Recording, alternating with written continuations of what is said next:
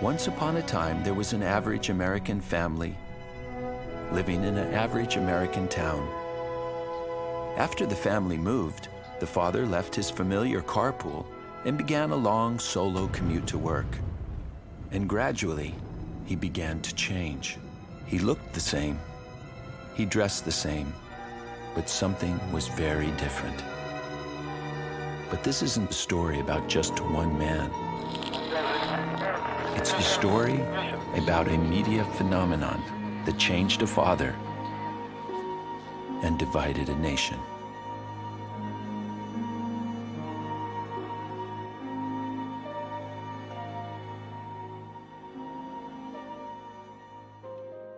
Here's my dad with me when I was a baby. He really loved me. This was in Arizona where I was born. He was goofy, like a lot of other dads, I guess. My dad was a really fun dad. All the kids in the neighborhood really liked him because he was funny and told jokes and would play with us. He was a really good dad. He loved animals. He could always be counted on to help persuade my mom if we wanted another pet. For vacations, my dad took us on camping trips. It was a lot of fun. My mom didn't like it so much. She didn't really like roughing it, but we all still had a really great time.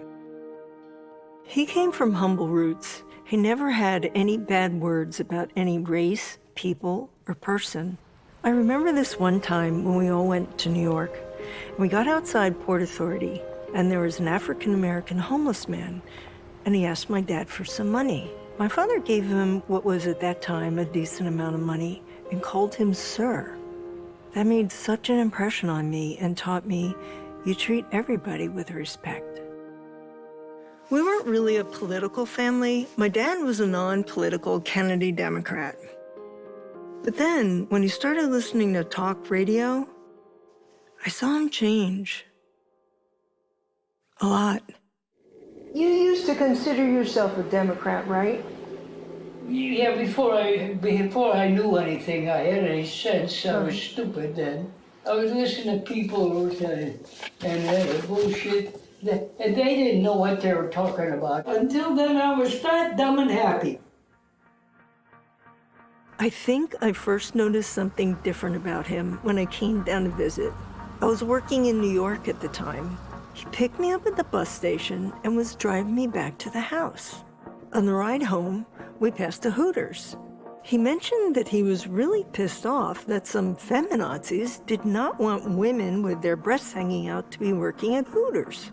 I said something like, well, maybe the feminists have a point. He was so mad, he threatened to pull the car over and let me hitchhike home.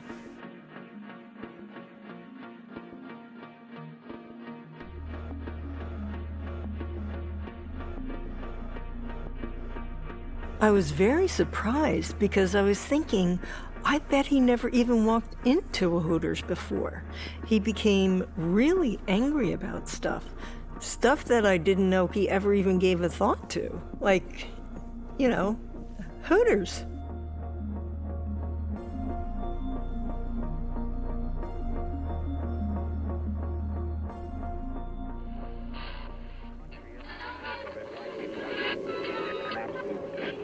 Whether they're in jail or not, they are appropriating their own kind. That's why we should go in there and stop them before they destroy our country.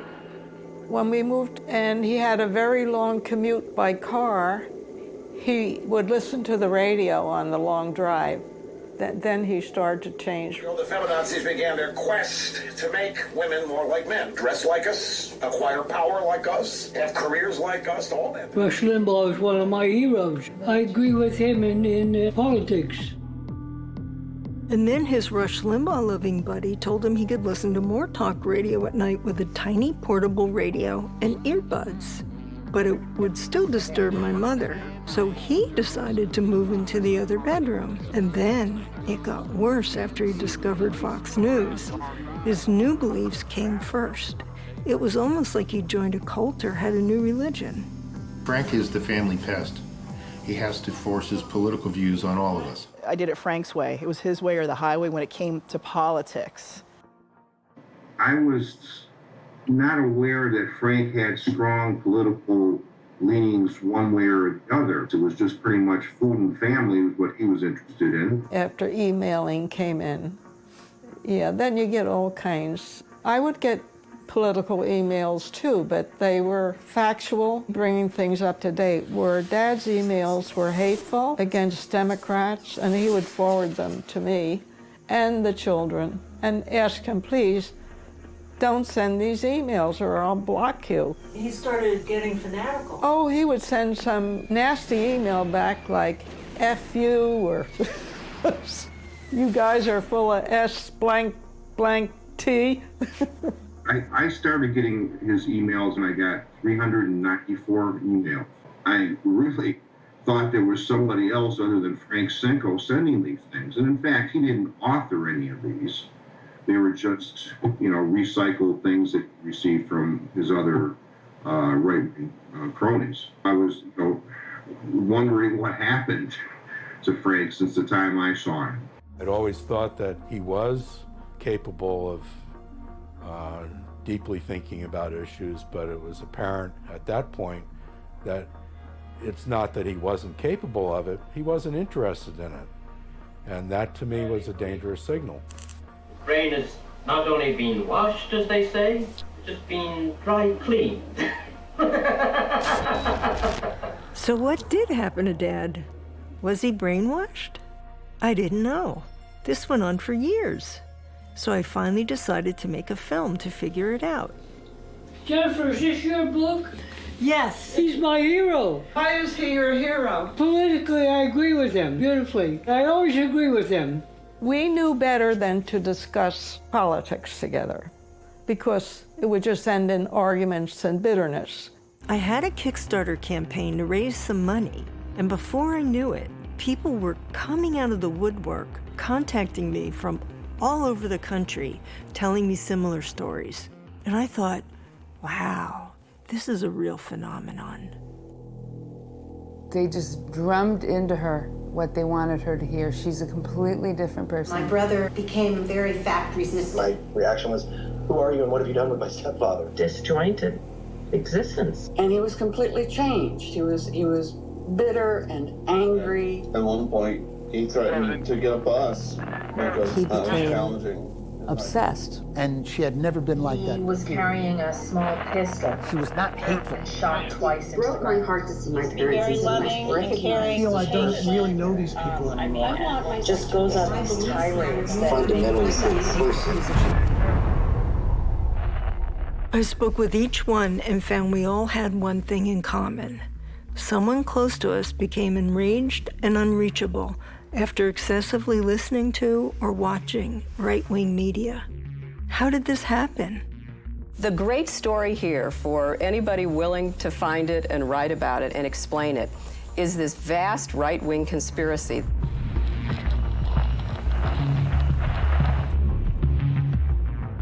Decades ago, I was a junior hippie. My big brother was the real thing with hair down to his waist. I witnessed and felt part of the social revolution happening at that time, and I believed our country was going in a more open direction. Years later, when Reagan came in, I could feel the country was shifting to a more hardened place.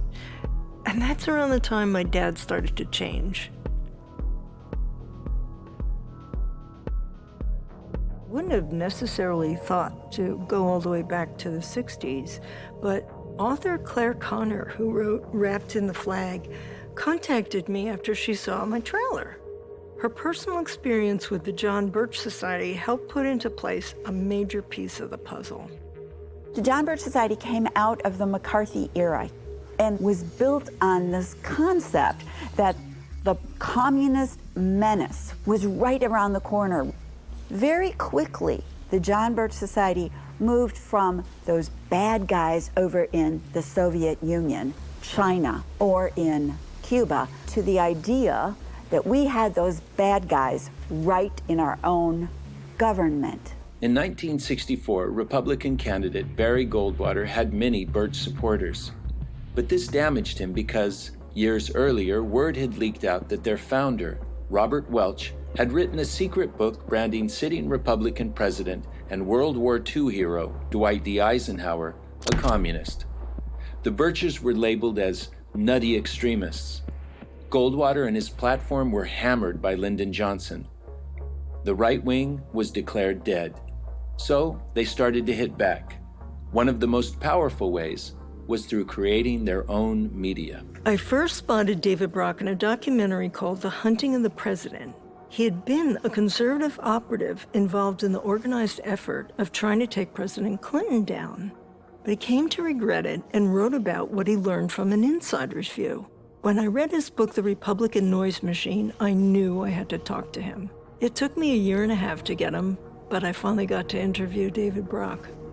One of the very first things that the conservative movement did in trying to get control of the debate in the country was to do that through the media. And they established a couple of different organizations that market the notion of liberal media bias to the public.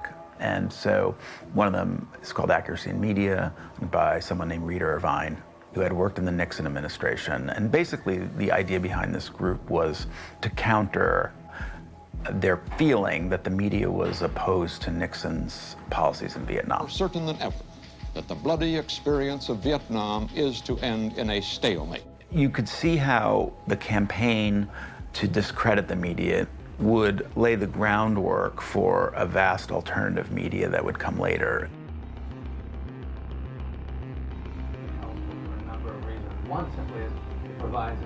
One night I was watching Bill Moyers on Channel 13, and I learned about the role of Roger Ailes. And I went back to the Nixon administration, and Roger Ailes was in who's the chairman of Fox News, was in the Nixon administration. He was Nixon's television advisor. Absolutely. Then I found Gabriel Sherman. He was the guy to talk to about Roger Ailes, for sure. Roger Ailes understood that TV is about one thing. It's about emotion, and you need to communicate to the audience and hook into them on an emotional level. And Richard Nixon, who by all accounts was a very smart, a brilliant man who had a command of the issues, he couldn't connect with the audience. You know, he came off as stiff, as shifty-eyed, as famously in the 1960 presidential debate against John Kennedy, he was sweating. It was a terrible performance.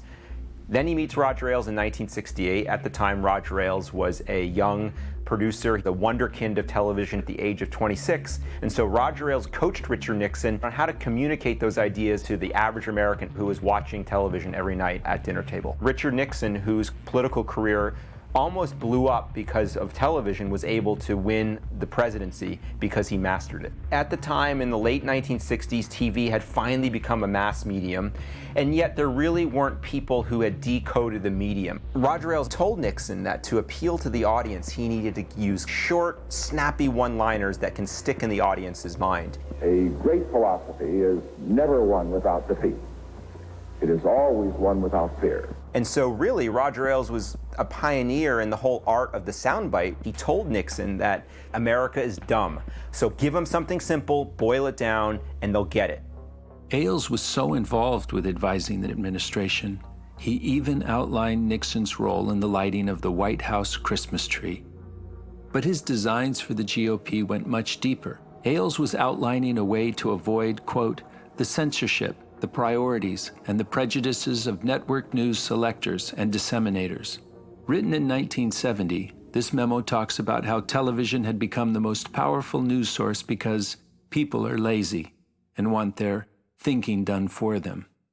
It became the blueprint for Fox News, and although its authorship is unclear, Roger Ailes' handwritten notes are seen throughout the document. There are simple things that the American people believe in. It's the reason John Wayne is still the top one in the top 5 movie stars of all time. He's been dead for 40 years. But you always knew about him. Don't touch my woman, don't steal my horse, and don't ever draw a gun on me. Otherwise, we're going to get along fine. It offers you a little action.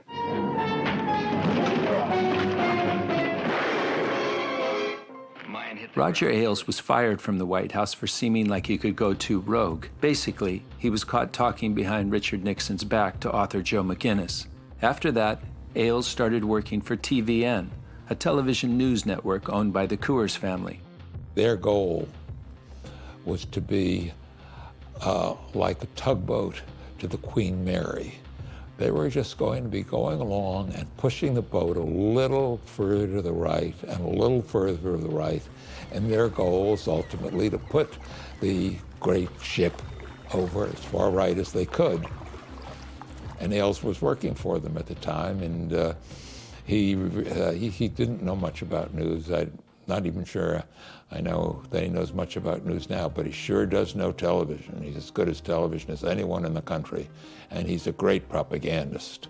By the way, the motto they came up with was fair and balanced. My father and my stepmother used to be very loving and caring, patient, very kind-hearted, Christian-based individuals.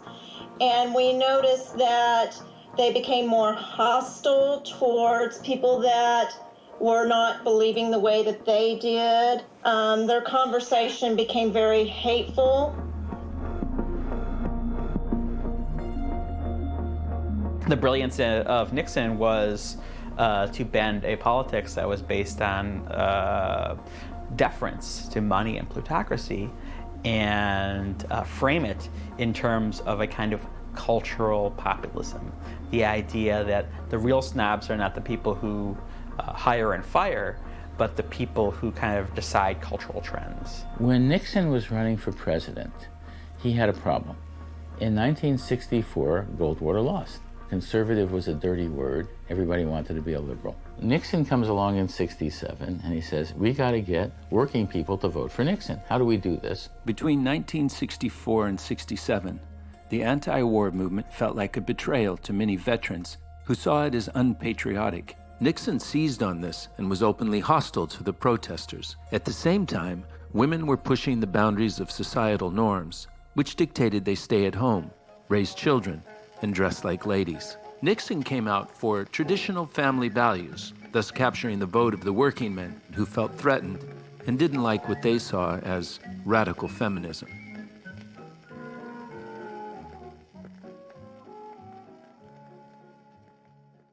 In 1964, the Civil Rights Act was passed. Nixon capitalized on both racist and economic fears of whites and ran against school busing and for law and order. The Republicans could change the party labels in the South by appealing to the racism and the strong opposition to the civil rights legislation and making that their stand. In the spring of 1970, after Nixon orders the invasion of Cambodia, which was the instigation for the same protests at Kent State University that led to the deaths of the 4 students, one of the protests was at Federal Hall in Lower Manhattan.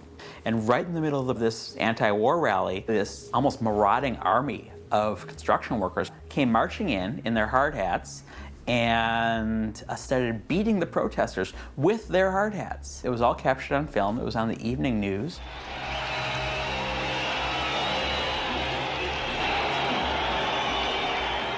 Rather than excoriating these basically vigilantes, Richard Nixon invites the head of construction trades in New York, Peter Brennan, and Peter Brennan presents the commander-in-chief with a ceremonial hard hat. So he's almost kind of throwing his lot with the people who are beating the protesters. He created conservative populism. We're going to bring them together and have them vote on the basis of their morality against their self-interest. It's not vote on their economics, but vote on the moral issues.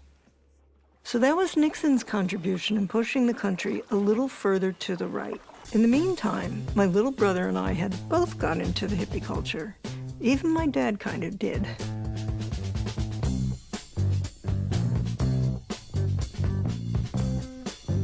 In the 60s, you had the Voters' Rights Act and Civil Rights Act. All this happened in about a 10, 11-year period, you know. By 71, you had cities burning because people were saying the change is not happening fast enough. Virtually every group in America, other than wealthy white guys, was in open revolt and calling for change. Now, it wasn't tear down the government change. I mean, this is being covered by the CBS Evening News and Walter Cronkite. I was so lucky to be introduced to Jeff Cohen. Aside from being a first-rate journalist and author, he was a former commentator at Fox News and an all-around mensch. As a result of these movements for social change, especially among young people, there was a real backlash in the elite centers of conservative power and corporate power. And one of the symbols of this backlash was a memo written by the general counsel, whose name was Lewis Powell. It was starting to get really interesting. This confidential Lewis Powell memo was from August 1971, just a year after the Roger Ailes memo. And so Lewis Powell wrote a memo to the head of the U.S. Chamber of Commerce saying Americans view business as the big bad guys and people like Ralph Nader as the heroes.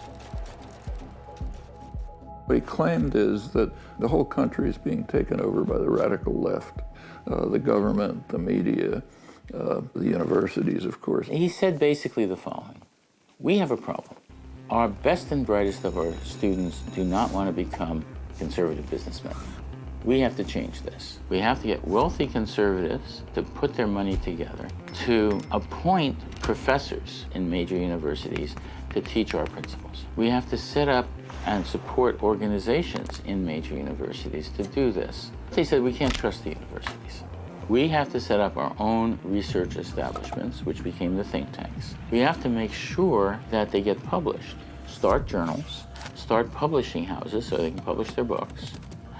And we have to buy media so their ideas can get out. These were right-wing think tanks putting forward stuff that basically wasn't academically sound or intellectually sound, but had good propaganda value. Powell, after writing the memo, was appointed by Nixon to be on the Supreme Court. So they set up this infrastructure, and then ultimately it led to the right-wing media itself, where they were setting up their own channels of communication. And that was the big boom in right-wing talk radio nationally and across the country in every locale, and ultimately Fox News Channel.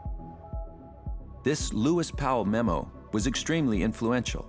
It impacted the realms of politics, judicial law, media, and education. They have regular meetings of various kinds. The best known are the Grover Norquist Wednesday morning meetings.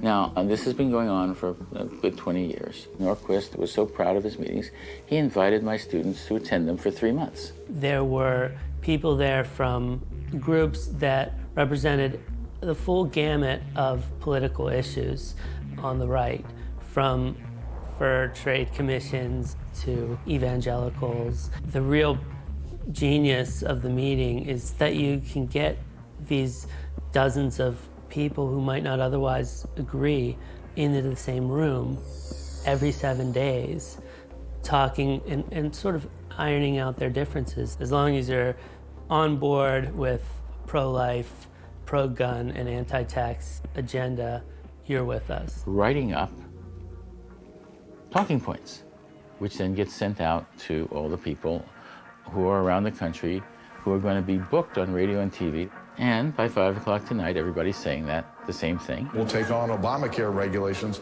that threaten the 40-hour work week. So let's put on his desk things like restore the 40-hour work week.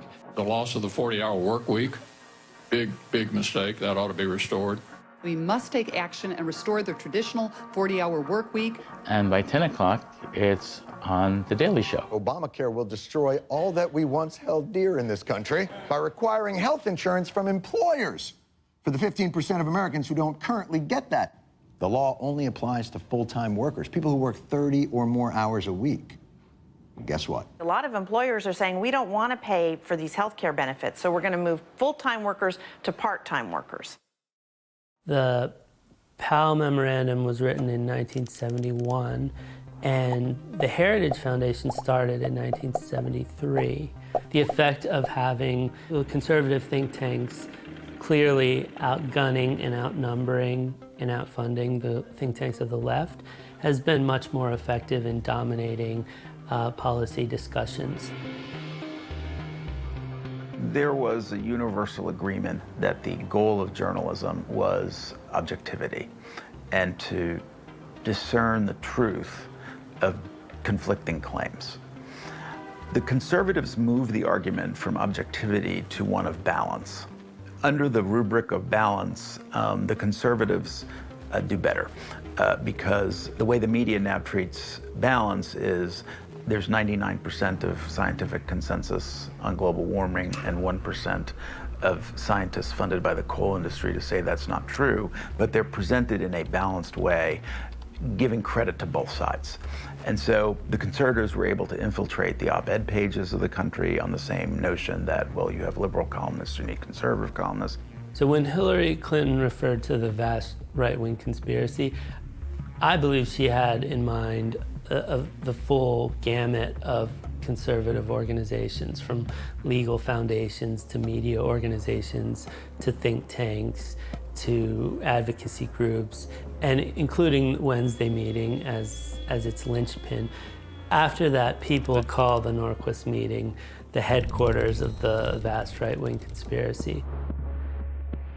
The stage was now set for Ronald Reagan to give the greatest performance of his career, selling the American people on supply-side trickle-down economics. The economic ills we suffer have come upon us over several decades. In this present crisis, government is not the solution to our problem. Government is the problem. You know, we keep hearing about trickle-down economics and Reaganomics and how if you help the people at the top, the wealth and income will trickle down. And Studs Terkel said, the only thing I've seen trickle down in the 1980s is meanness. And what he meant was, you know, the kind of country club looking down on people less fortunate than you had sort of gone, and thanks to Limbaugh and Bob Grant and people like that, sort of like they were aiming at making white males, middle-class males, to be as angry and looking down on people and being angry at these social movements as anyone who used to be in a country club in the 1950s. That was what was disseminated, was this mean, angry streak. That's what the 1980s did, according to Studs Terkel. You know, the Reagan Revolution pulled people. Was your dad ever a Democrat? Oh, yeah. Yeah, okay.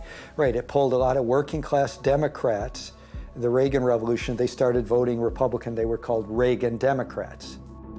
There are two things that made Democrats willing to vote for Ronald Reagan. Reagan developed this political vocabulary that made traditional conservative economic ideas sound really positive and really good to ordinary people.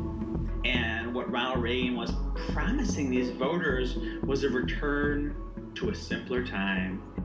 The America they want to take us back to is mythic. So you might want to say the place they want to take us back to is like Brigadoon. You know, it's this kind of sort of shimmering vision that, you know, kind of exists in the space of the imagination. They saw 1900 in America as like the apex of when we were great as a nation. 1900. Before the income tax, before the Federal Reserve, before any progressive legislation was considered or passed, before child labor laws, before women had any rights, before women even had the right to vote. Robert Welsh, who was the founder of the John Birch Society, talked a lot about 1900 as this glorious time in American history. And he said, there were pockets of poverty, but it was a healthy kind of poverty. Poverty free from government interference, where every man understood that relief from dire want was entirely his own responsibility. Thus, the blessings of liberty outweighed the poverty. When during the Great Depression, when people would come to our house and go around to the back door and ask my mother if they could have the meal, and she'd cook them bacon and eggs or something, they'd eat it on the back.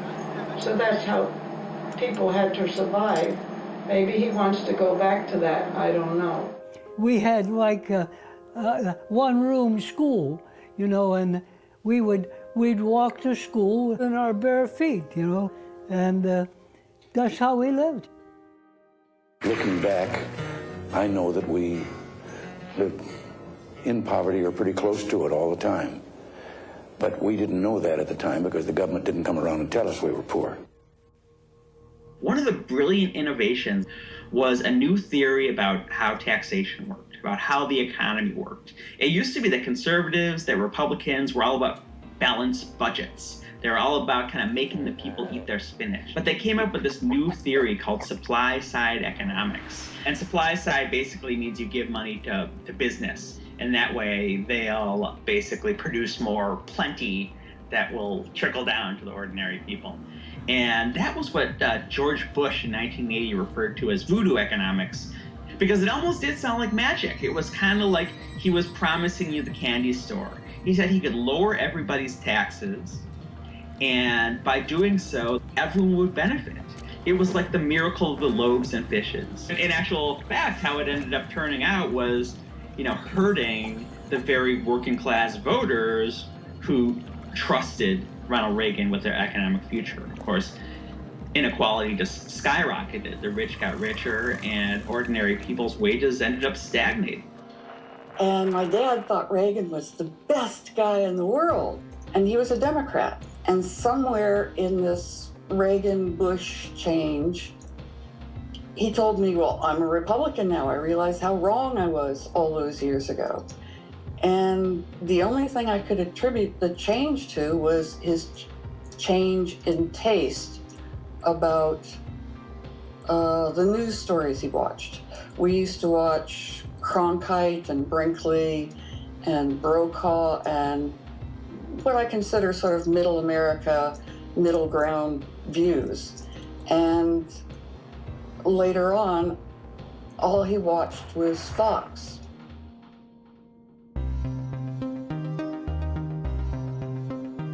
And the Fairness Doctrine actually said that you have to program in the public interest. And so as a result of that, radio and television stations had real news. It operated for 50 years. In 1949, it was actually voted in as law by the US Congress. It said if you are watching or listening to your local television or radio station, and there are points of view that are not being included in a discussion, and you wish for them to be in there, go complain to your station.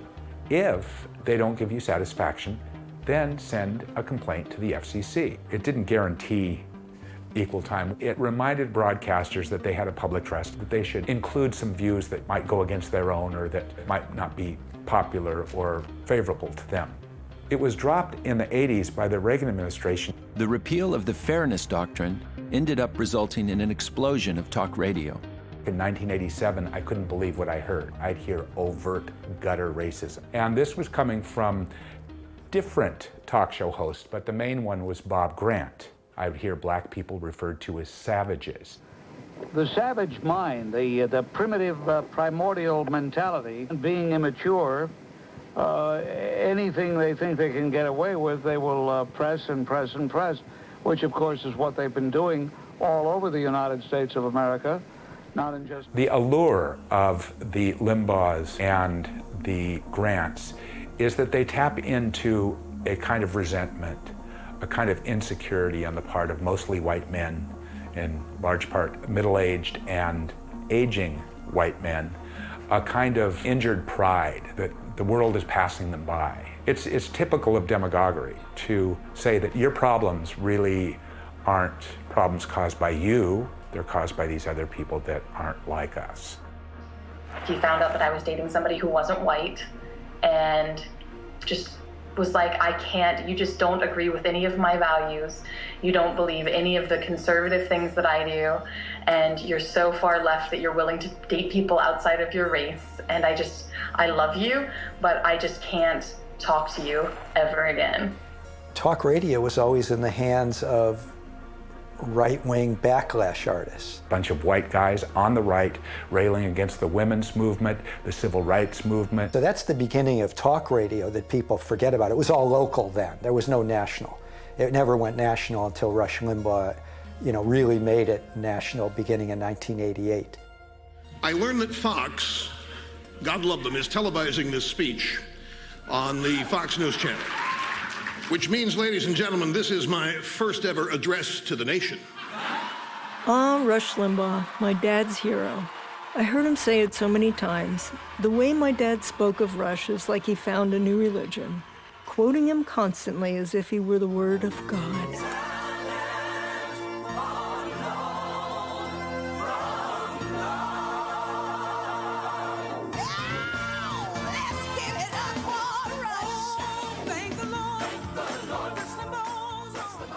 Talk radio is so influential, and Rush Limbaugh is especially good. That me, a walking encyclopedia that basically could debunk things on the spot, in many cases with talk radio hosts, Limbaugh sounded so confident that they actually sent me back to the books.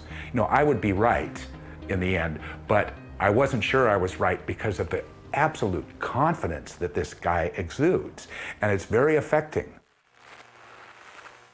I'll never forget, my dad sent me something in the mail. He had put a PETA label on it, and he had taken a black magic marker and rubbed out PETA, like just scribbled it and scribbled it and scribbled it until he almost ruined the envelope, and the PETA thing was out. It was just crazy. He was an animal lover. He always was an animal lover. It just filled up all of him. It became all of who he was. Like, it really is if he were a cult member, and that's why I use the term brainwashing. And he said to me, I don't care what your facts are, my beliefs matter more, and I believe Rush. Limbaugh, every day when he works. When I became involved with Occupy Wall Street, my parents were furious, and when my parents heard bits and pieces about my involvement, they cut me off completely, didn't speak to me. My dad has been a trucker for the last 40 years. Who does he listen to? Rush Limbaugh, and he's pretty much become unbearable. President Obama had just come into office the first time. The economy was in the toilet, so I felt it was safe to discuss the economy because clearly President Obama couldn't have had anything to do with it. It was too soon. And my uncle got very upset. He says, "You get out of my house. You can't stay here and talk to me about that guy."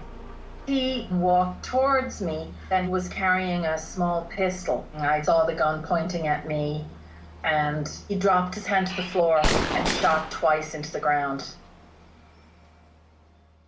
Most people don't think about this, but talk radio is something, unlike a lot of other media, that's done alone.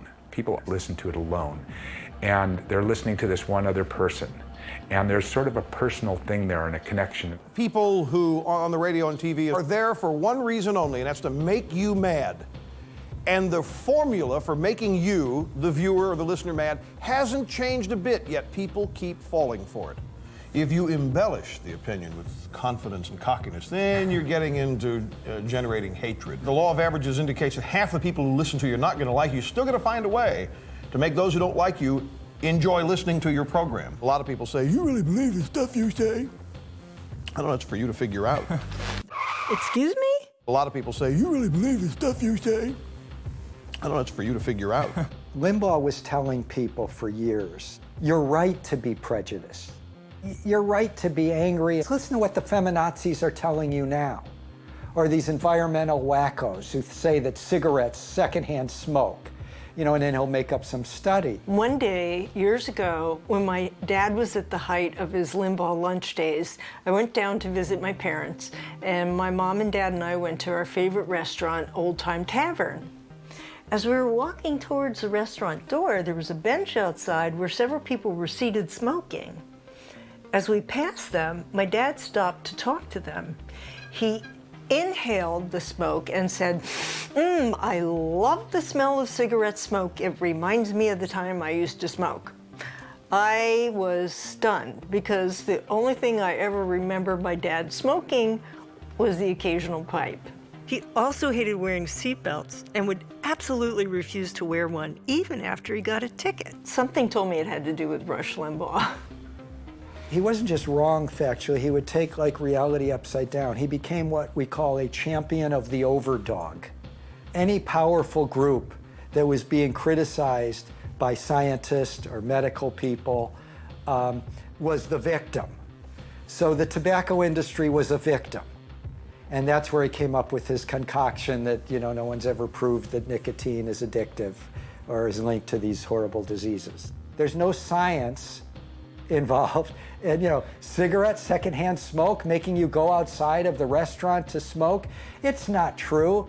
Here's the real facts, and then he comes up with his false facts. You don't like seatbelts? It's Ralph Nader. He made up this stuff. Ladies and gentlemen, the top 10 Limbaugh lies. Number 10, There are more Native Americans alive today than when Columbus arrived. Number 9. The government is going to have the right to get into your bank account with the health care bill and make transfers without you knowing it. Number 8. Egyptian husbands will soon be legally allowed to have sex with their dead wives for up to 6 hours after their death. Number 7. President Barack Obama shut down the NASA space flights and turned the agency into, quote, a Muslim outreach department, end quote. Number 6. The United States has more forest land than it did in 1787. Number 5. President Obama wants to mandate circumcision. Number 4. There's no conclusive proof that nicotine's addictive. And the same thing with cigarettes causing emphysema, lung cancer, and heart disease. Number 3, if the ice caps melted, the ocean level wouldn't rise. Number 2, styrofoam is biodegradable. Number 1, I'm not making this stuff up, folks. How can all these people believe such outlandish statements? But it wasn't just like my dad or Barbara's brother or Maria's uncle who believed Rush Limbaugh that troubled me. Clarence Thomas, one of our Supreme Court justices, who officiated at the third wedding of Rush Limbaugh. I think it was in Clarence Thomas's house. And Clarence Thomas, tell anyone that asks him, no, I don't listen to mainstream media, I don't trust it. But he taped Rush Limbaugh's radio show all 3 hours and would try to always listen to that.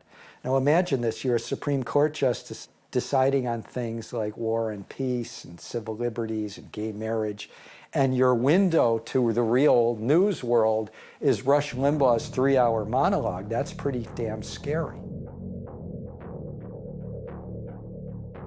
There was a sense of seamless argumentation that this guy is giving me the complete explanation. And he's got facts and studies to back it up. And I'm listening to him 3.5 hours a day. When we put out our study in 1994 debunking dozens of these lies or distortions or exaggerations from Rush Limbaugh, we encountered thousands of ditto heads. Now, the cult-like nature is obvious when a guy is preaching for hours at a time and people come on, instead of saying amen, but just like saying amen, they say dittos Rush, mega dittos Rush. That's their contribution. It's like, here's the preacher, and I'm part of the cult, the congregation, and I'm just amening with this phrase, dittos or mega dittos Rush. You're the greatest, Rush. Did they actually say that themselves? They go on the air, and they say, mega dittos Rush. Oh, that's why they call them ditto heads. Yes.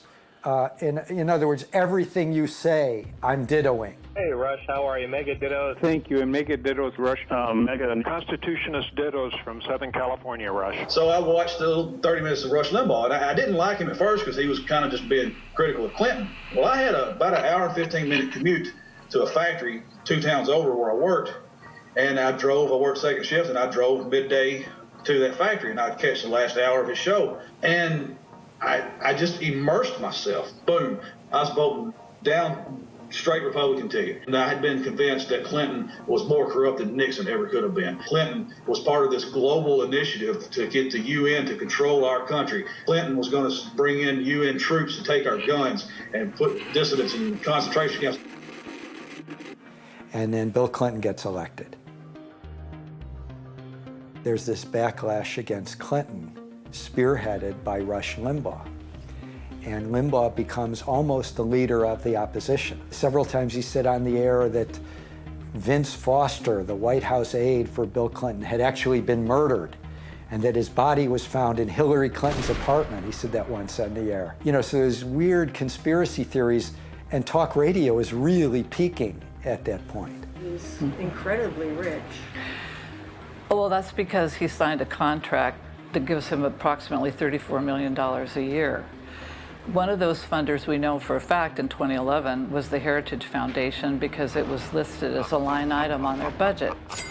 I remember when Clinton was president and I came to visit my parents one time. My dad was hunched over in the living room chair reading one of the books against President Clinton. I believe Slick Willie was in the title. You couldn't mention President Clinton without him yelling about how he was a murderer and going to destroy the country. It made me think again of what Hillary Clinton said during that interview when her husband was in office. This vast right-wing conspiracy that has been conspiring against my husband since the day he announced for president. I was actually watching it when she said that, and I knew that what she was saying was true. I was involved with and knew very much firsthand that people who I was working with in places like the American Spectator magazine back in 1993, shortly after Clinton was elected, were trying to figure out how to get him thrown out of office, how to impeach him. On the strength of the backlash against Bill Clinton in his first 2 years, for the first time in decades, the Republicans took over a very low turnout November 1994 election. They made Rush Limbaugh an honorary member of Congress. So the role that Limbaugh and talk radio played in the ascendancy of the right wing in Congress is crucial. Most of us liked Clinton. At one point, almost 66% of us. But some of my more liberal friends were mad at him for some pro-big business things he did, like signing NAFTA into law and signing legislation that repealed the Glass-Steagall Act in 1999. The Glass-Steagall Act had been enacted after the Great Depression. Basically, it separated and protected your checkings and savings from investment banks. And that worked for 60 years. One of the biggest steps forward to handing our whole media system to a handful of corporations was completely bipartisan. It was the 1996 Telecommunications Reform Act, and I put reform in quotes. Consumer rights advocates were calling it the Time Warner Enrichment Act. But President Bill Clinton and the Democrats were getting huge soft money donations from the big media and telecommunications companies. So was the Republican Speaker of the House, Newt Gingrich. And together, behind closed doors, they developed this Telecommunications Act, which gave away the media to these few big companies. These few fat companies got even fatter. Mainstream media didn't scrutinize it because they were getting rich at the top. And when you have that kind of bipartisan corruption corrupting our media system, it explains why we ended up with the media system we have. Signing the Telecommunications Act helped set the stage for something even bigger, something that would change the media landscape forever. Remember young Roger Ailes in the Nixon days and that memo called A Plan for Putting the GOP on TV News? In 1996, 25 years later, Fox News was launched with the backing of Rupert Murdoch. Thanks in part to the Telecommunications Act, Rupert Murdoch's News Corp conglomerate grew even larger. And guess whom he hired to create Fox News? Fox News grew to be the dominant cable news network, and its effect on the other major news stations was profound. Rupert Murdoch is a media giant. He owns news organizations all over the world. These include TV, the internet, magazines, newspapers, and books. That's a lot of influence for one man.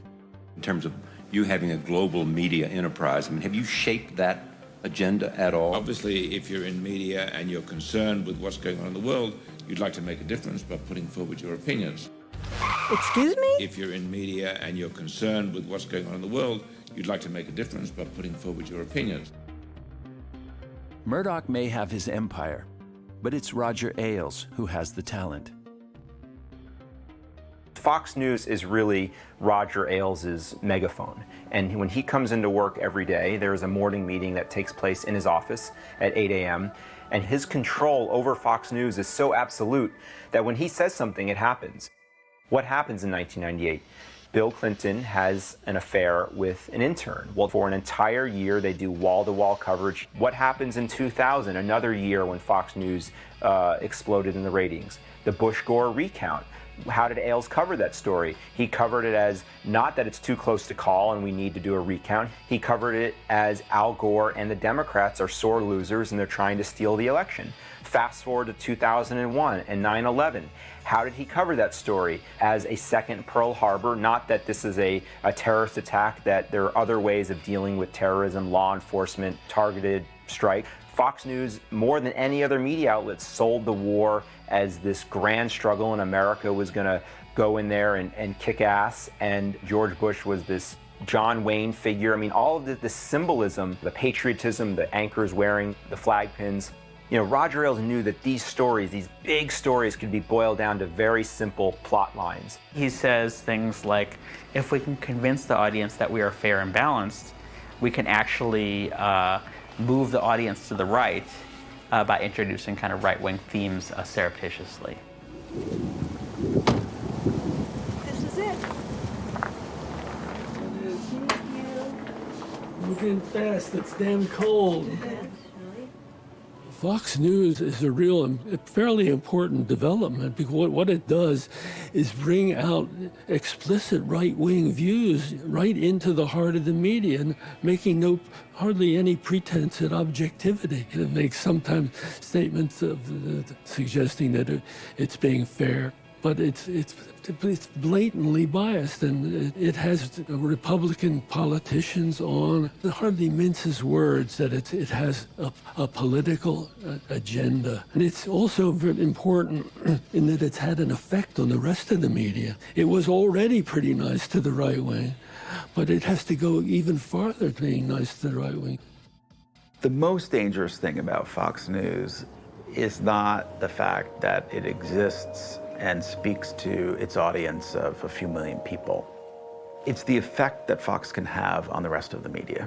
Time and again, you will see a false and wrong story that is aired and starts moving through the Fox News channel on a given day, and it bleeding over or spilling over into mainstream institutions of journalism. Media critics coined this term, Fox effect, to mean media is an ecosystem and all media affects other media. And so the existence of Fox News and having that wrong approach to journalism out there has a toxic effect in the rest of journalism. These are areas which even the government officials have said, these are no-go zones. You don't go in them if you're not a Muslim. There's no law enforcement other than what's enforced by the Muslim communities there. The French government has created an environment in these certain neighborhoods where they don't allow local law enforcement to come in. These no-go zones in France. And they become then recruiting grounds. They become a sort of festering region where Islamic extremism can thrive. Right, so now this extremism could grow in that environment. So they air the stories, and then they start to bang the drums that the mainstream media is censoring and won't report, to try to pressure and guilt the mainstream media into following their lead. When I was at Fox News, I can remember sitting in the green room before a show was taped, and a particularly biased segment comes on, and then someone in the green room where we're all waiting, these include Fox News producers, Fox News staff, Fox News contributors. Someone will say, wow, that was really fair and balanced, and the whole place erupts in laughter. There's actually almost no journalism involved. I mean, when the tsunami hit, Fox News literally couldn't cover it. They didn't have anyone with a camera for days and weeks. They just didn't care. So it's very cheap way to run a, quote, news organization. You just sort of sit around and talk about how awful Democrats are. Most of Fox's audience is older. However, we were surprised to find out that there were parents and grandparents who introduced their children and grandchildren to it. And we were more surprised to find out that some teenagers were watching Fox. I had my granddaughter with me the other day. She's 19. She has taxes taken out of her check. And she just came up with this comment. You know, Graham, I don't really like my taxes paying for lazy people who do nothing. And I just was so shocked. I calmly gathered myself and said, hey, do you know why the library's closed on Fridays now? It's because there's no taxes to keep it open. After reading an article by a 24-year-old ex-Fox devotee, we decided to interview him. The name of his article was... I was a teenage Fox News robot. Sean Hannity destroyed my childhood. We had one computer with a dial-up modem that was really slow, so it was just faster to get the news off TV back in the day. And so I'd turn on the TV, and that's what started to make me political. And you know, I'd turn the TV on. If I put on CNN or MSNBC, my father would walk by and he'd go, oh, that's liberal propaganda, you gotta watch this. And he would change the channel to Fox News. and then A led to B, and so on. Years ago, I was dating this nice, lovable, sweet lady, and we broke up. That happens, not a big deal. We stayed in contact, good friends, very sweet, because, you know, she's likable. However, right around the 2004 election, she started watching Fox News, and that sweet, lovable, likable person was gone, and it was replaced, corrupted by Fox into this intolerant, willfully ignorant, compassionless individual. I tried to steer her away from Fox into listening to anything else but Fox, but she got more and more sucked into that foxhole, and now that sweet little person I once knew is gone. And I miss my friend. I wish she'd come back. I wish she'd stop watching. I basically believed that Bill O'Reilly was sort of like the champion of the rights for the common people, right? Which is totally ridiculous. But at the time I believed it, right? I remember he was arguing that the ACLU was a terrorist organization. Yeah, because they're trying to take away all our rights, which is totally, I mean, patently false, as big of a lie as you could possibly propagate. But he was saying it as if it was true. And I was there in the gym or wherever I was listening to it and be like, oh my God, this guy gets it. You know, this guy gets that if they take away our right to say Merry Christmas, we're no better than the terrorists. And that's the kind of insane bullshit that Fox News gets people to believe.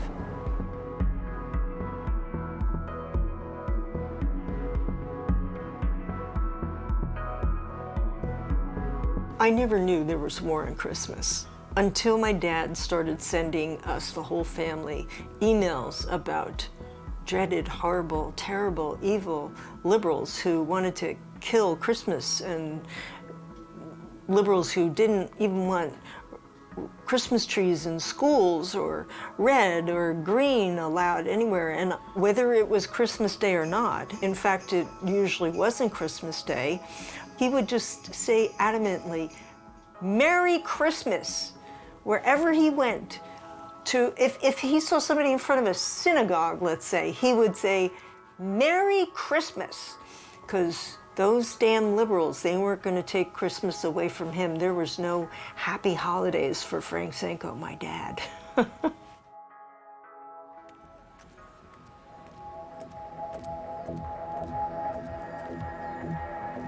So I learned how the country was pushed to the right, and a whole new media was created to help that along. My dad and many others got swept up in that tide.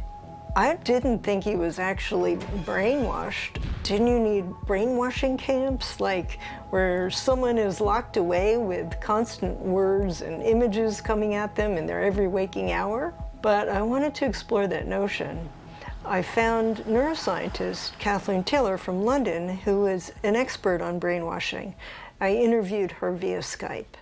There are kind of two ways you can think about brainwash. You can either think of it as this very coercive, forced psychological torture where people are put into situations, put through horrors, and, you know, actually browbeaten into believing or pretending to believe something new. So that's brainwashing by force, if you like. Then there's brainwashing by stealth, which is where it's not so much that they are forced to believe stuff, it's just that all the information that comes at them is pushing a line. And so there is no alternative in terms of information. And if you control the information that goes into a brain, to a great degree you control what that brain is going to do in terms of what the person's going to believe. You're not forcing anybody to believe it, but you're making it difficult for them to think of anything else because their horizons are narrowed. What's happening is that there's a kind of filtration process whereby information comes in and it's checked to see how easily it fits into what's already there. That brought me back to George Lakoff. You can only understand what the neural circuits of your brain allow you to understand. Any fact that doesn't fit that will be ignored or rejected as ridiculous and so on. They don't know their brains are being changed. They don't know this mechanism. They're just there, they listen to it. It slides in and you barely notice because the information's familiar, you don't have to think about it. If those beliefs are very strongly and passionately held, then you may find that any belief that threatens them is just rejected out of hand. You can't win because it doesn't make any difference how many facts you put out there. It's all about the emotion of anger and hate and fear. When I think about brainwashing, I tend to think about kind of 5 important factors that are involved in creating this kind of belief change. So those are isolation, control, uncertainty, repetition, and then there's also the use of strong emotions. It often seemed that my dad was actually addicted to these angry emotions. He just couldn't wait to shut himself off and listen to Rush Limbaugh for 3 hours and get all pissed off. If you watch something that makes you very angry, you can start getting addicted to that because you get angry, that drives the stress response. Endorphin is released as part of the stress response, and endorphin is the main pleasure chemical in the brain. The tricky thing is it's mostly unconscious. People are sort of tricked, like in the case of your father. Okay, so clearly the media has a very powerful and profound effect on all of us. So I wondered if there were certain techniques right-wing media especially uses to create that belief change that Kathleen Taylor talks about, which quite often results in people voting against their own interests or even going against the very core of who they are. And I came across several scientists and doctors who identified some of these tactics.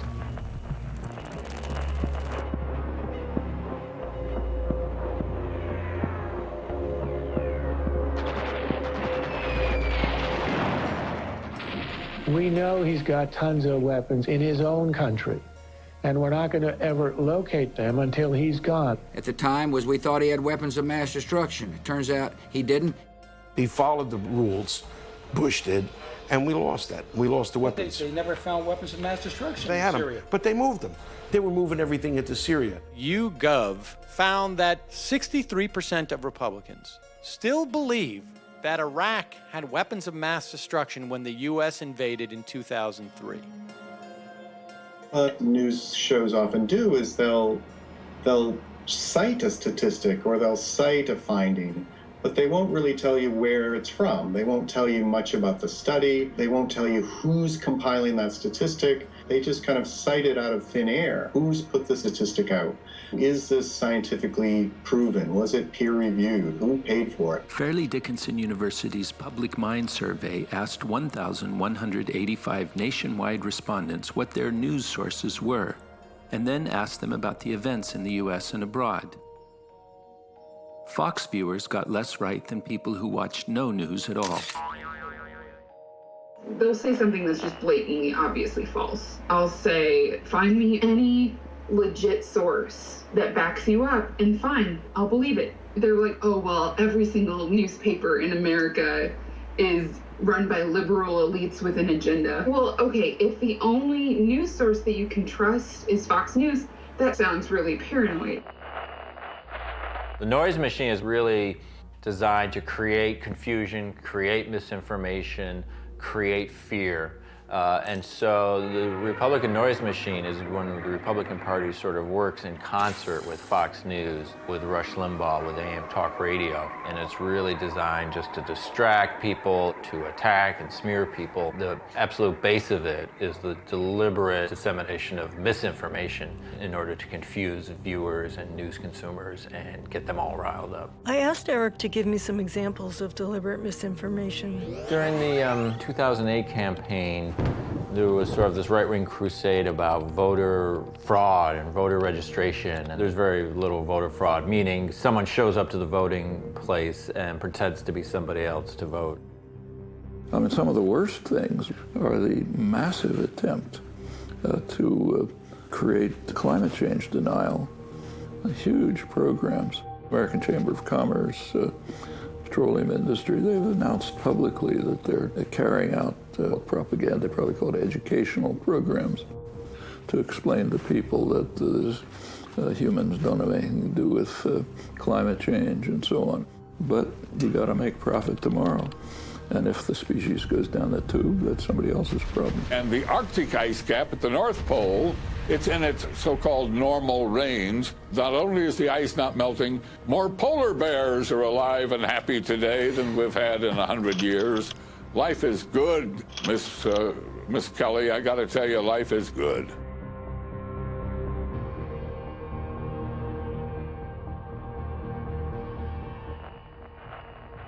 The goal is to get people so mad at each other that they, A, don't notice who's really causing their problems, B, they won't join together to oust the truly guilty parties, C, they're then capable of feeling nothing towards the group that's blamed. John Haldeman, Nixon's famous chief of staff, went on the Today Show, said, all politics is the politics of division. The team that manages to divide the country and end up with the bigger side wins. On one side, President Obama and the Democratic Party want America to become an entitlement state versus a self-reliant one. With African Americans, is that we're all on welfare. The assumption is that we can't get that without taking it from somebody else, and that's simply not true. Welfare is very, very generous. You're not motivated to succeed because you are getting free stuff from the government. You are surrounded by goodies that are put onto you.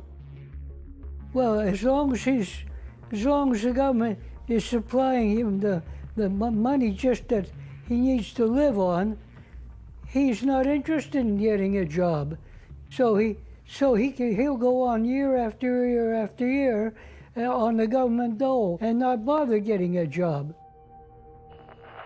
Branding is about creating an image that will stick in the mind. Whether that image created is accurate or not doesn't matter. Democrats, liberals, and progressives are branded as big government spenders, dishonest, America-hating elitists who are all atheists who hate Christmas and are soft on crime and weak on defense. They've branded the media as liberal, so much so that it's taken for granted that it's true. One catchphrase that I hear over and over again is liberal media. Did you hear your dad? All the time. I heard him use the term liberal media all the time. He'd be like, oh, you can't listen to liberal media. As if there was no such thing as the conservative media. If you analyze news coverage, as FAIR has done, you find that the news tilts a little bit to the right. It's sort of center-right. Republicans usually outnumber Democrats. It's just pure math. And then people say, well, why do so many people believe the liberal media myth? If you keep handing opinion-shaping power to right-wingers who don't have evidence to yell about, oh, liberals, the liberals, the liberals, the liberals who dominate, well, it's going to have some traction. The liberal media. Liberal media. Liberal bias. Liberal media, folks. Liberal press. It is the liberal media. And so he watches Fox News and he says to me, Fox News tells the stories that the liberal media does not want to air. And I think, yeah, but Fox News makes stuff up, you know? So no wonder you can hear things there that you won't hear in the so-called liberal media. Language is not neutral. In politics, it's anything but neutral. This became professionalized in 1994 when Newt Gingrich hired Frank Luntz. Frank is the genius right-wing wordsmith who taught Republicans to, instead of saying estate tax, say death tax. So you have managed to shift popular opinion on a lot of unpopular everyday concepts like inherited wealth by labeling it death tax. I have fought over the validity of the death tax since I started working in this space. And I went out and tested it, and my God, it changed the dynamic of how people looked at policy. Instead of saying poor people, say the takers. Did I say don't tax rich people? I meant encourage the job creators. What's the difference between drilling for oil and energy exploration? Nothing, except one sounds like something assholes do and one sounds like Indiana Jones. Did I say don't let black people vote? I meant clamp down on voter fraud. Healthcare reform, everyone likes that. Government takeover of healthcare. So I asked them, which frightens you more, government control or government takeover? Oh, clearly government takeover. Well, I think it was 27 out of 30. That's it. Once the word is decided on, every single Republican, from the presidential contenders on down to the feces throwers on hate radio, all chant it like Rain Man over and over until it's beaten into our skulls. The idea is to terrify and terrorize the audience during every waking moment. When people are afraid, they don't think rationally. And when they can't think rationally, they'll believe anything. Fox News is built on this formula of just getting people really, really angry. It's this phony outrage machine. Particularly on Fox News, I mean, they really are actors, acting about how outraged they are. Give me one damn program. Anybody else a little pissed off by that? Obama attacks America. I'm more angry about it than you are. I've told you that you need to be afraid because they are coming for you. ISIS coming into America, I would bet my life on the fact they're already here. And I have caught these people before, and I've seen Korans, prayer rugs, you name it. They're already here. A self-styled militia patrolling the Mexican-U.S. border contacted Breitbart.com and relayed the discovery of the rug Monday night just south of the Sierra Vista in Coronado National Forest. You want to know what it turned out to be? An Adidas jersey. ISIS. I mean, they're here. They're here. You think they're here? Oh, yeah, absolutely. I think they're waiting for the whistle to blow. They're going to come out and take over. I think that's what this country? I think they will. I really think they do. I'm scared for the country. The effect of bullying is simple. It operates on two levels. One is it shuts the guest up if they're making a point that the bullier doesn't want the audience to hear. Is Hamas, what part of this can't you get through your thick head? Is Hamas a terrorist organization? An orbital eye socket fracture. Okay. And eyewitnesses say that Michael Brown charged at him. You weren't there. Oh, I'm sorry. I believe you cut my mic off. And two, the fake outrage makes the bullier look justified as they try to shame their frustrated guest into silence. Understand, you've got an agenda here. We just think that we the don't have American an agenda. people ought to know. Our agenda that is we to very report the news specifically fair have and a plan balanced, to Bill. help the I middle understand class you and don't grow like the it, entire and sometimes economy. your candidate has complained Okay, go about ahead. it. But that's what we're going to I understand do. you don't like it You may interrupted, have the but go rest of ahead the and media interrupt me. in the That's fine, tank, Megan. but Fox News reports it straight, fair and balanced, as always. Bill Burton, thanks so much for being here. And he listens to Rush Limbaugh. They have on Fox News in almost every room. Fox News 24/7. We're just watching talking heads all day on Fox News. All the homes in their neighborhood are tuned into Fox News all the time. Fox News is on 24/7. Rush Limbaugh is on 5 days a week. There's Michael Savage, Alex Jones, The Mark Levin Show, The New York Post, The Wall Street Journal, Op-Ed, The Drudge Report, The Weekly Standard, Newsmax, Breitbart, American Spectator, Tea Party Express, and then there's the avalanche of conservative emails. Fox News can be found in hospitals, bus stations, gyms, airports, and even bars and restaurants. The primary TV outlet for the right is Fox, and their audience is loyal. How loyal? Consistent liberals have an array of news sources according to Pew Research, whereas 47% of consistent conservatives tightly cluster around Fox News. As far as talk radio goes, roughly 97% of talk radio stations are conservative, while only 3% are progressive. Carol Wallen told me that Rush Limbaugh is being played on military bases. I wanted to know how that happened. In 1993, Representative Robert Dornan gathered up 70 of his closest representative friends. He thought it was really important that Rush Limbaugh be played on the Armed Forces Network, that this was absolutely a necessity. But Robert Dornan himself is famous for the fact that he grabbed another representative's tie on the floor of the House and threatened him with bodily harm. It's not just language, it's also visuals. In his book, State of Confusion, Dr. Bryant Welsh says the sound and visual effects of Fox News are almost carnival-like, with their multiple crawlers and a seemingly constant state of news crises created by Fox News alerts. Then there are the more graphic images that strongly suggest a point they want to make. That image looks like it's saying that Hamas and Hollywood are one and the same. Ouch. Sometimes a camera movement is used to distract. On Fox, the colors are vivid and the graphics are overwhelming. It is more stimulating than most other news shows. It creates a mood that mesmerizes its audience and holds them captive.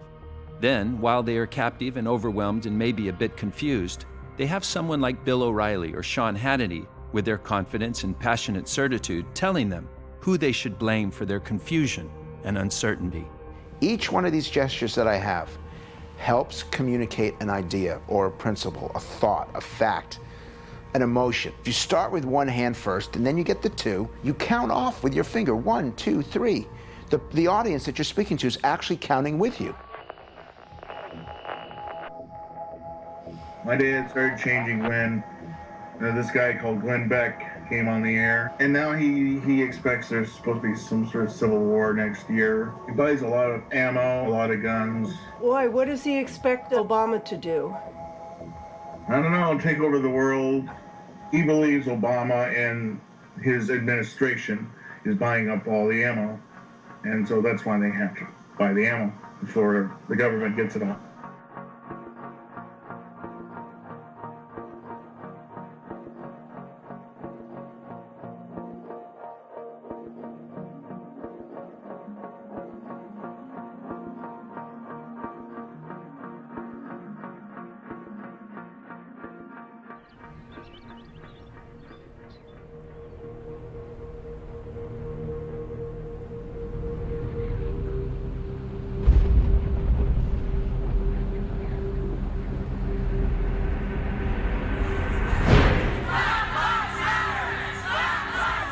The savage mind will respond to authority if they are convinced that that authority is serious.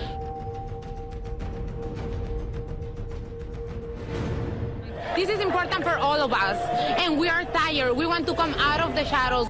You have other people at the border who are here illegally, who are crossing over the border, and they're very much out of the shadows. A long time ago, the feminazis began their quest to make women more like men, acquire power like us, have careers like us, all that.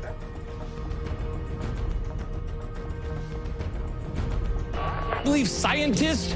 No. All flights from West Africa should immediately be discontinued. These guns don't fire themselves. Don't we have to deal with mental health, parenting?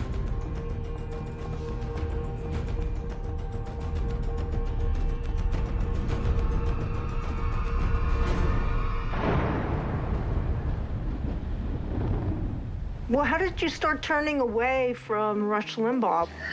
In the late 90s, just playing around on the radio dial, I found I was driving to work one weekend. I had to go to work on a Saturday. I had to be there by noon. And playing around the radio dial, I found a very, very funny show. It sounded like it was a lot of fun to listen to. It was Wait, Wait, Don't Tell Me on NPR. Never really listened to it before. And I discovered they had great shows on the weekends. And then through the week, I'd stop listening to Hannity at 3 to switch over to All Things Considered. I'm not going to sit here and say NPR has a left slant or a liberal bias, but I think their journalism is solid. And I started basically comparing the quality of how the information is presented and what I was being told, as opposed to, well, I guess I could start seeing the right-wing talk radio as what it is, sheer propaganda. We went about trying to deprogram these people. I mean, the one thing that you didn't have to worry about a ditto head is knowing about the study at Tufts University saying a woman's bra size, the bigger her bra size, the lower her IQ. They'd heard all these stories. So it was in some sense easy to open them up when you say, well, you want to know something? There was no study at Tufts University. You know that story about Chelsea Clinton, Hillary and Bill Clinton's daughter, being forced to write an essay, Why I Feel Guilty Being White? There was no such essay. There was no such CBS News report saying there was an essay. So this begins to, the deprogramming begins when they realize that so much of what they believed was not true. What the book does is it basically goes after Rush Limbaugh, looking at the things that he has stated as facts on his radio show and basically debunking them. And many of the pages have the format where it says Limbaugh, and then a quote, and then reality, and then our research. Where it was a highly technical or scientific issue, we'd go to experts and get them, and we'd quote them debunking Limbaugh. And it had a tremendous effect. The name of our group is Flesh Rush. We listen to radio stations all over the country to monitor advertisers of Rush Limbaugh, and there's usually hundreds of us from all over the country. Over 3,000 advertisers are no longer aired on Rush Limbaugh's station. What we call for is we want reform and restructuring. So where it can be done, we would like to see more progressive shows, more balance, more working people, the voices of working people in our commercial and our public broadcasting. I mean, it's just amazing that public broadcasting has almost no voices of disenfranchised people in it. That's one of the beauties of WikiLeaks. WikiLeaks is really a form of journalism that's desperately needed in the existing system, because the mainstream media won't collect and report data such as WikiLeaks will collect. You have to have masses of people organizing and putting pressure on really what it amounts to is a revolution. I mean, some kind of political, economic, social revolution, because you have a powerfully embedded system. To change it significantly, change the media significantly, you have to have people organized and force a change.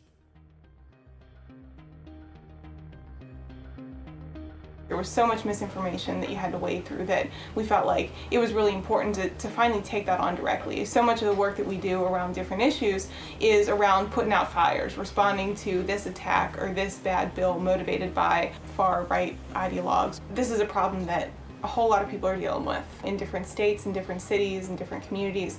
So, you know, we're working at the grassroots, we're working one-on-one with people around their specific issues and situations to help them deal with that, because, you know, these kind of changes have to happen person by person, family by family, interaction by interaction. What they say about deprogramming, specifically, I think, you know, with folks who get involved in cults, the bubble of conspiracy or misinformation with one fact. Right, that helps the entire artifice ultimately crumble. If you're wondering what happened with my dad, here's the story. My parents moved to a senior community, and apparently during the move, my dad's kitchen radio broke. He never got around to fixing it, so it sat in the garage with the other broken radios. My parents started eating lunch together again, but he still watched Fox and still got the right-wing emails and snail mail. When the TV in the kitchen broke, they got a new one, and Mom programmed the remotes. He didn't want to bother to figure out how my mother programmed them, so he just watched whatever my mother watched. One time when he went in the hospital for a kidney stone, she asked me to weed out his emails to save some computer space. When I told her they'd just keep coming, she decided to unsubscribe him from some of the more extreme political emails. But then she got the idea of subscribing him to liberal and democratic ones. But much to our surprise, when he got back, he started reading them. What does he read now? Truth Out, RSN News, you know, all that stuff. Yeah. I've been listening to Rush Limbaugh for quite a few years. And of course, for some reason or other, I don't know what happened, I somehow got away from it. And, but before that, like I had on all the time, the political chatter, you know, but then I stopped. He doesn't listen to Rush Limbaugh anymore, and he doesn't listen to Fox News. Do you think your political views have changed? Halfway between Republican and Democrat. Oh. Mm-hmm. I'm not all Democrat. I'm not all Republican. Do you believe in the minimum wage? Minimum wage, yes. Do you believe in personal freedoms? Some people believe that gay people don't have the right to get married, and other people say I couldn't care less, let them get married if they want to. Well, I guess if they want to do that, they'll go ahead and do it, yeah. Yeah, that's the way I figure. I spoke to Uncle Frank the other day.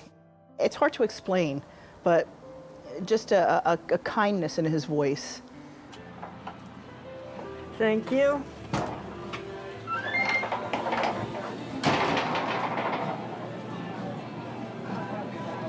Thank you. Happy birthday. Gene? Yes. I haven't seen you in so long. I know. How you been? I didn't recognize you everything.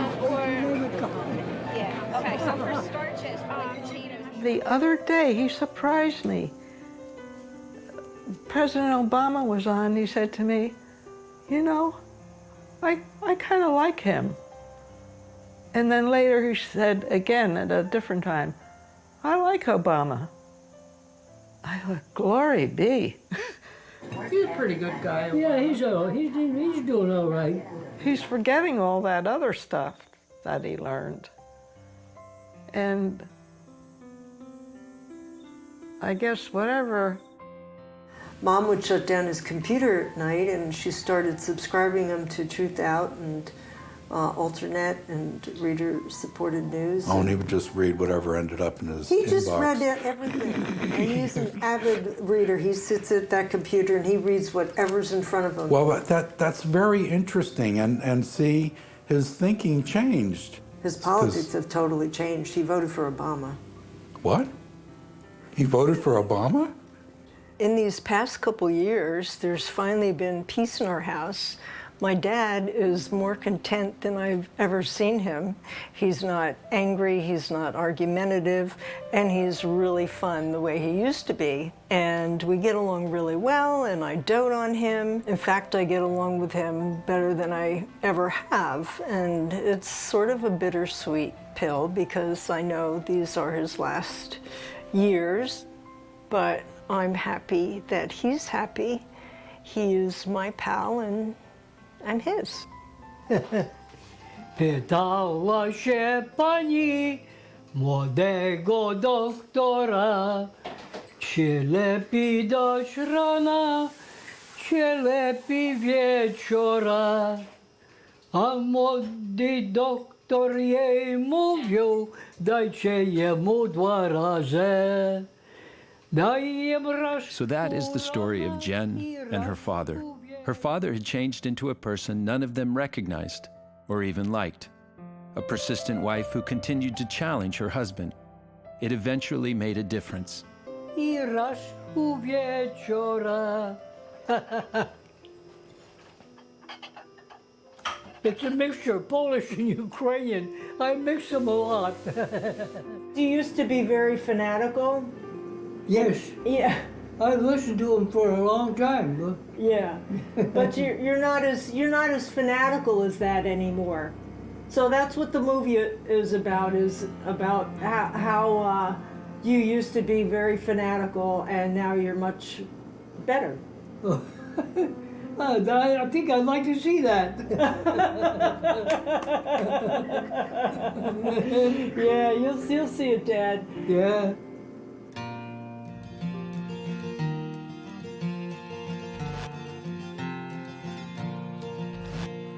Well, they learned about Santa a long time ago.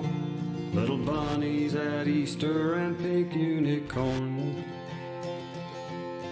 Tiny tooth fairies have lost their appeal, but they still think Fox News is real. My parents think Fox News is real. I tried to explain, but they just won't sit still. All that jumping and shouting has put them off keel. And my parents think Fox News is real. Well, now Bill's not your buddy, and the 5 aren't your friends.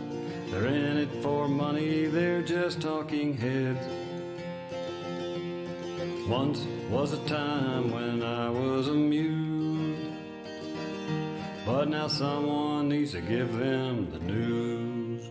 My parents think Fox News is real. I tried to explain, but they just won't sit still. All that jumping and shouting has put them off keel. And my parents think Fox News is real. Well, now if I could change things, you know that I would. But banging your head on a rock can't be good. Maybe just singing this song is a start. So for now, I'll just say bless their heart.